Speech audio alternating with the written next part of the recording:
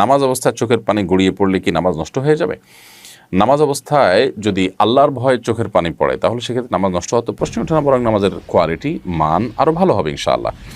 আর যদি আল্লাহ তাআলার ভয়ে চোখের পানি না পড়ে, শুধুমাত্র আপনার কোনো বাহ্যিক জাগতিক কোনো কারণে চোখের পানি পড়ে থাকে, তাহলে সেক্ষেত্রে সেটা অবশ্যই নিন্দনীয় যে বাহ্যিক কারণে চোখের পানি পড়েছে। তারপরও তাতে নামাজ নষ্ট হবে না যদি কোনো আওয়াজ না থাকে, জাস্ট চোখের পানি পড়েছে। তো চোখের পানি পড়লে নামাজ নষ্ট হবে না। যদি আপনি দুনিয়াবি কোনো কারণে, ব্যথার কারণে আওয়াজ করে কান্না করেন তাহলে নামাজ নষ্ট হয়ে যাবে। আর যদি দিনই কারণে আখিরাতের কথা স্মরণ হয়ে আপনার কান্না আসে তাহলে সেক্ষেত্রে এটা প্রশংসনীয় হবে বরং। তাহলে সেক্ষেত্রে চোখের পানি কোনো অবস্থাতে নামাজ ভঙ্গকারী হয় না, নামাজ নষ্ট হওয়ার কোনো কারণ হয় না।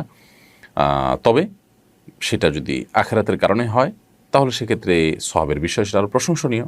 আল্লাহর ভয়ে কান্নাকাটি করা ভালো জিনিস। আর যদি দুনিয়ার কারণে হয় তাহলে সেটা প্রশংসনীয় যে নামাজের মধ্যে আপনি দুনিয়ার ভেতরে প্রবেশ করেছেন। এমডি হেমায়েত উদ্দিন খুলনা, এই আইডি থেকে আপনি লিখেছেন, মসজিদের টাকা কি ঈদগাহের খরচ করা যাবে? মসজিদের টাকা মসজিদেই খরচ করতে হবে, ঈদগাহে খরচ করা যাবে না।